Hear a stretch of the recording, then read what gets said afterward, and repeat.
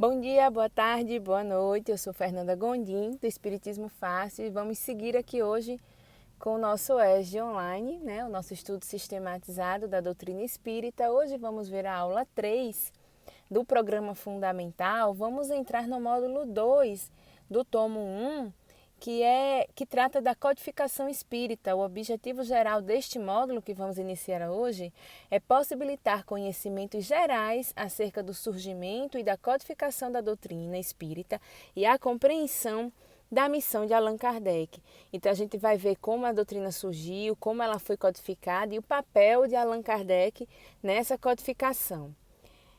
E aí ele tem aqui um texto muito interessante de João, que é sobre o Consolador Prometido. Está lá em João 14, 15, 16 e 26, que diz: Se me amardes, observareis os meus mandamentos, e eu rogarei ao Pai, e ele vos dará outro Paracleto, a fim de que esteja convosco para sempre. O Espírito da Verdade, que o mundo não pode receber, porque não o contemplou, nem o conhece. Vós o conheceis, porque permanece junto de vós e estará entre vós. Mas o Paracleto, o Espírito Santo que o Pai enviará em meu nome, esse vos ensinará todas as coisas e vos lembrará todas as coisas que vos disse. Então ele está falando aqui do Consolador que ele prometeu que viria depois. Esse Consolador é o Espiritismo. E vamos começar aqui a entender como que surgiu essa doutrina no mundo, né? Então o roteiro 1 vai tratar do contexto histórico do século XIX na Europa, que foi o século em que a doutrina espírita apareceu. Então a gente vai entender hoje por que a doutrina espírita apareceu nesse período. Se tem alguma justificativa para ele ter aparecido nesse momento, não antes, não depois, né? A gente sabe que não existe acaso, então a justificativa existe para ter sido escolhido esse momento para a apresentação da doutrina dos espíritos. Então ele vai tratar de vários temas aqui. Eu vou lendo mais uma vez e vamos parando para discussão caso necessário. Então ele começa aqui dizendo: o século XIX representou uma dessas épocas em que fomos especialmente abençoados pela bondade superior, a despeito de todas as dificuldades assinaladas nesse período. Além das enormes contribuições culturais recebidas, fomos imensamente distinguidos pelo advento do Espiritismo, materializado no mundo físico pelo trabalho inestimável do professor francês Hippolyte Léon Denisard Rivail, que, ao codificar a doutrina espírita, adotou o pseudônimo Allan Kardec. Quando a gente for estudar Allan Kardec, a gente vai entender por que ele não usou o seu nome de batismo, né, o seu nome de origem, por que ele usou esse pseudônimo, certo? Por enquanto vamos ficar só na lembrança desse daí que a gente vai ver no futuro. O século XVIII dá início aos grandes movimentos revolucionários europeus que derrubaram o absolutismo, implantaram a economia liberal e extinguiram o antigo sistema colonial. Movimentos apoiados nas ideias renovadoras da filosofia e da ciência, divulgadas neste século por espíritos reformadores, denominados iluministas e enciclopedistas. Foi a época do iluminismo, foi a época de grandes revoluções, esse século XIX. Então, o absolutismo foi acabado aí e o liberalismo estava sendo implantado. Tais ideias, de acordo com o espírito Emmanuel, constituíram a base para que fossem combatidos no século XIX os erros da sociedade e da política, fazendo só sobrar os princípios do direito divino, em nome do qual se cometiam todas as barbaridades. Ou seja, a partir daí, os erros da sociedade e da política que até então o absolutismo pregava, eles começaram a ser combatidos. E aí ele vem: vamos encontrar nessa pleiade de reformadores os vultos veneráveis de Voltaire, Montesquieu, Rousseau, D'Alembert, Diderot, Quesnay. Então são nomes históricos que a gente conhece da história e eles vêm justamente para alavancar essa reforma tão necessária, que se fazia tão necessária naquele momento, né? A independência americana repercutiu intensamente na França, acendendo o mais vivo entusiasmo no ânimo dos franceses, humilhados pelas mais prementes dificuldades depois do extravagante reinado de Luís XV. Então foi um reinado bastante conturbado, esse reinado de Luís XV. E aí, quando os Estados Unidos proclamam a sua independência, a França se sentiu agitada também, entusiasmada por aquele movimento que os Estados Unidos iniciou, né?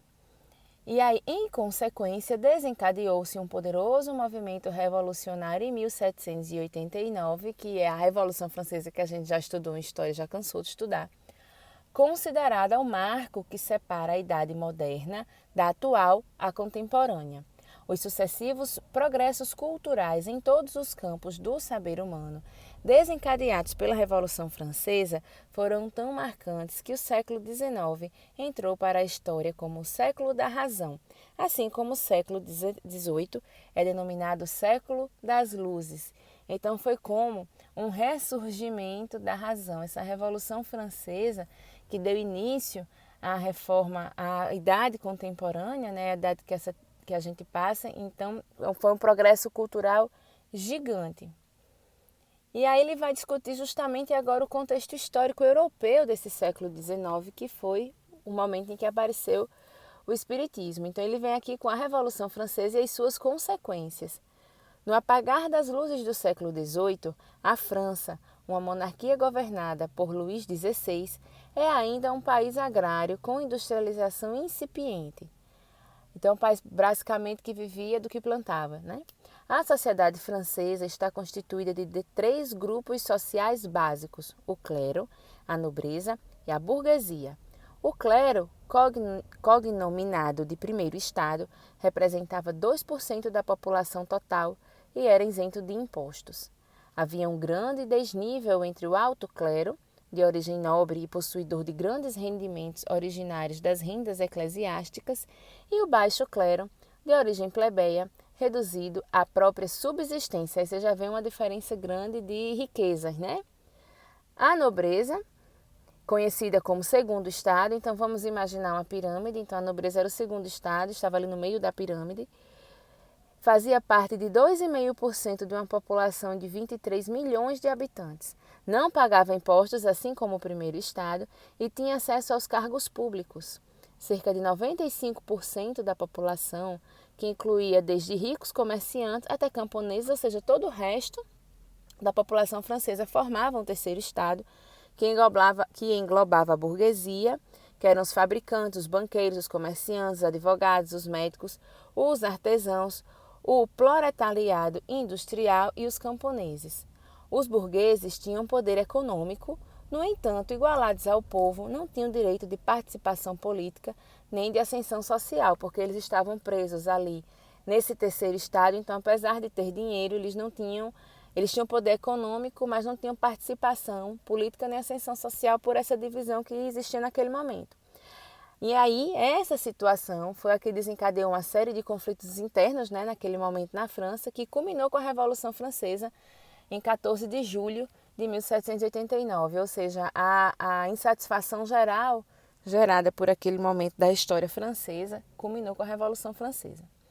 A despeito dos inegáveis benefícios sociais e políticos produzidos pela Revolução Francesa, entre eles a célebre Declaração dos Direitos do Homem e do Cidadão, seguiram-se anos de terror que favoreceram o golpe de Estado executado por Napoleão Bonaparte no final do século XVIII.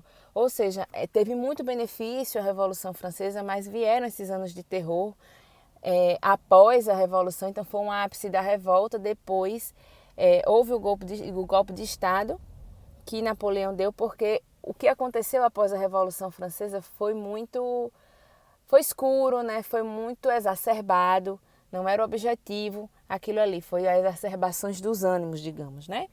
E aí, segundo Emmanuel, naqueles anos de terror, a França atraía para si as mais dolorosas provações coletivas nessa torrente de desatinos. Com a influência inglesa organiza-se a primeira coligação europeia contra o nobre país, que era a França, né?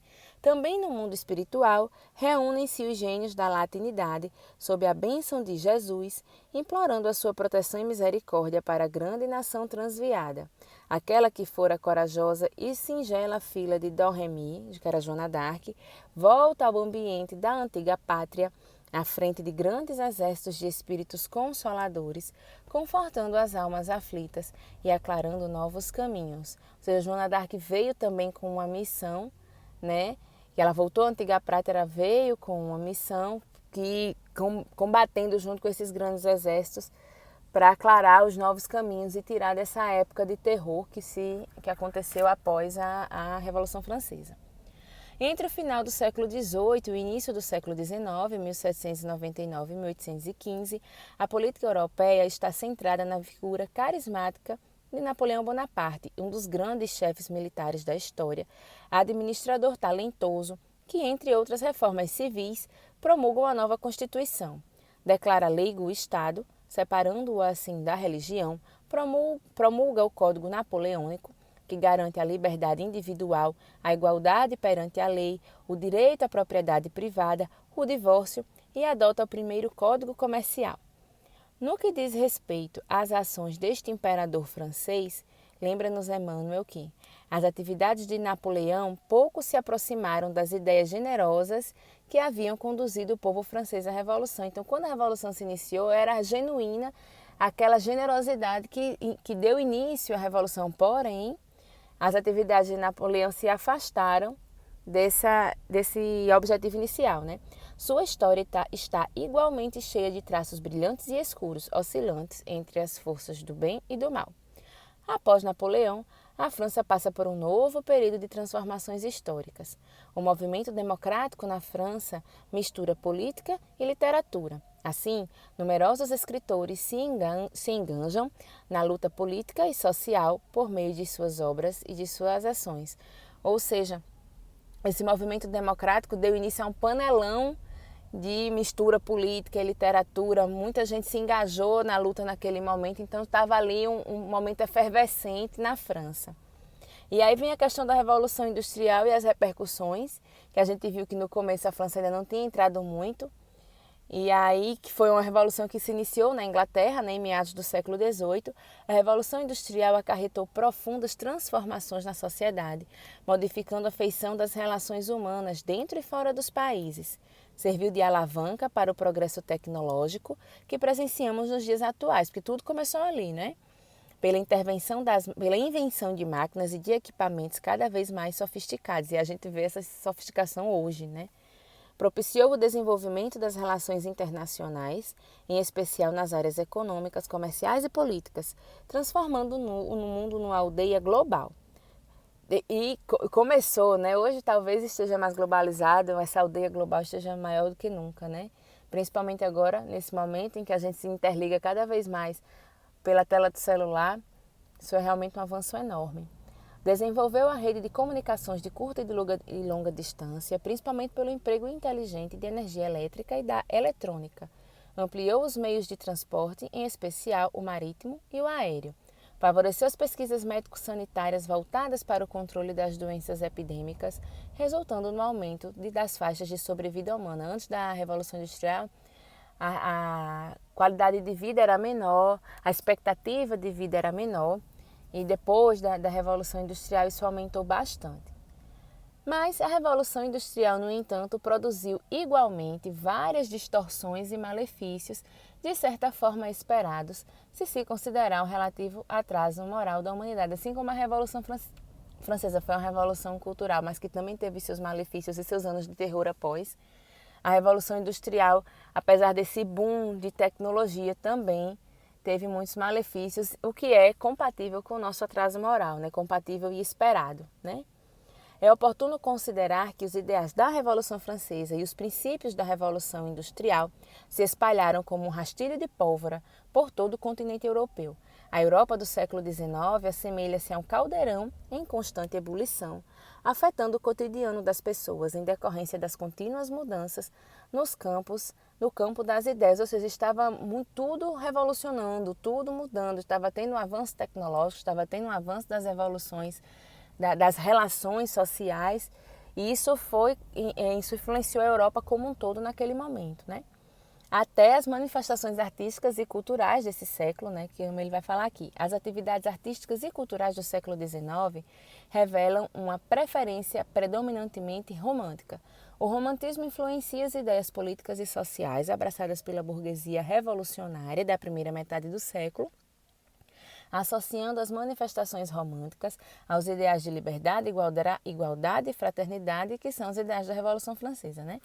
No que diz respeito à produção literária, sobressai na Alemanha o poeta Goethe, que, em Fausto, uma das suas mais importantes obras, enaltece a liberdade individual, tema repetido em seus demais trabalhos. Na França, destaca-se a figura de Victor Hugo, que ocupa lugar excepcional na história das letras francesas. No livro Napoleão o Pequeno, Victor Hugo critica o governo de Napoleão III. Em Os Miseráveis, denuncia, como ninguém até então fizera, o estado de penúria dos pobres. As artes plásticas inspiradas no classicismo greco-romano têm como exemplos mais importantes o Arco do Triunfo e as colunas existentes em Paris, construídas por ordem de Napoleão Bonaparte. Quadros famosos são legados à posteridade por Jacques-Louis David e Eugène Delacroix, líder do movimento romântico na pintura francesa.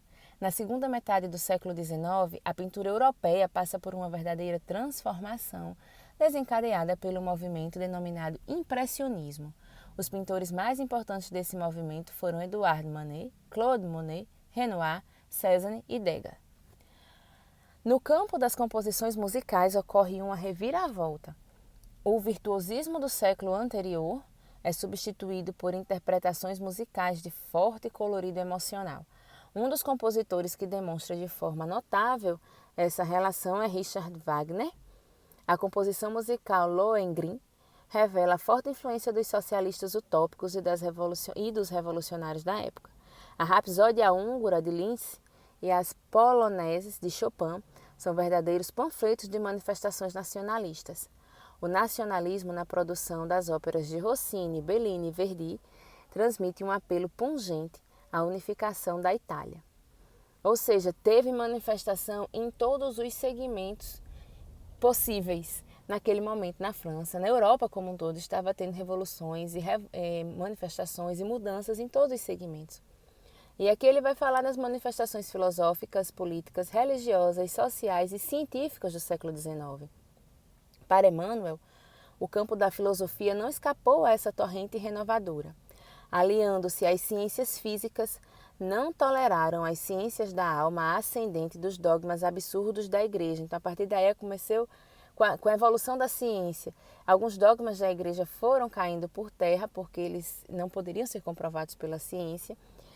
Foram se tornando absurdos e aí foi havendo essa dicotomização entre a religião e a ciência, né?